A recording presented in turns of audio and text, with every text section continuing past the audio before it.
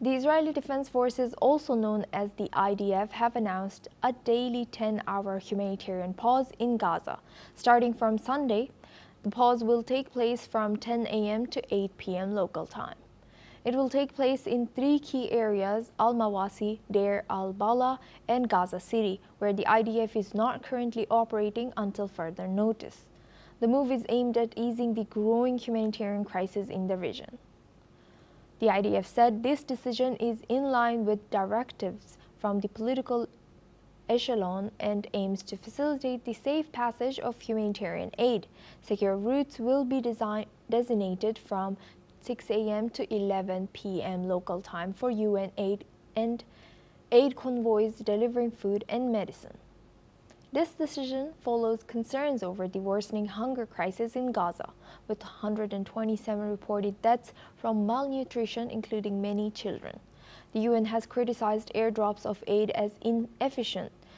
The IDF will continue its offensive operations while supporting humanitarian efforts. Now we are joined by Dr. Alvite Ningtujam.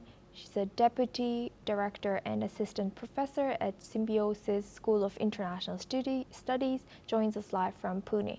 Thank you for joining us today. Welcome to NewsX World. Professor, how significant and how come this decision by Israel Defense Forces to implement a daily 10-hour humanitarian pause, it comes now? What does this timing state about this pause? I think, thank you once again. Good morning to the viewers. I think this has got to do with the growing concerns about the deterioration in the humanitarian crisis inside the Gaza Strip.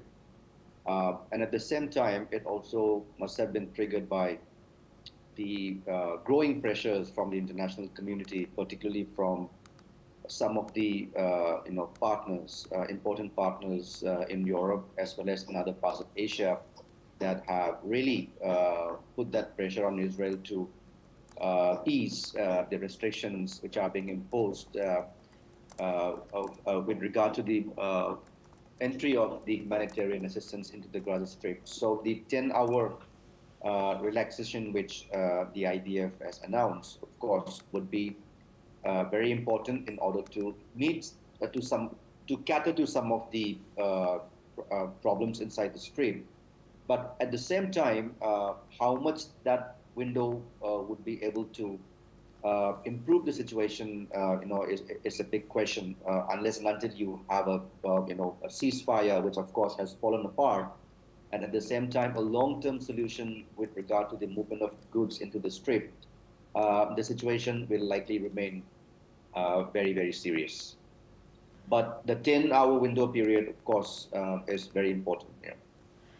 And Professor, now how effective do you think these pauses can be, and how realistic is it that they can be done from starting today for ongoing humanitarian crisis, particularly with the concerns over malnutrition and civilian casualties? Right. See, with regard to the effectiveness of that sort of a relaxation, it's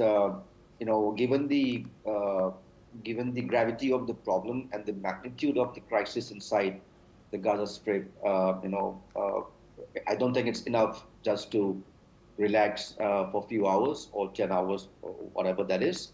It has to be a long-term, long-drawn approach. But on what grounds will there be a further improvement remains to be seen. Had there been a ceasefire and had there been some sort of an agreement between the two sides, particularly between Hamas and the Israeli government, there could have been some improvement in the way how the humanitarian assistance are going inside. But if we do not have this sort of a relaxation or this policy on regular basis, the effectiveness of that measure could be curbed and could be a short-term, mechanism. Thank you for sharing that, Professor. We'll come back to you. Please stay with us as we move on to our next news.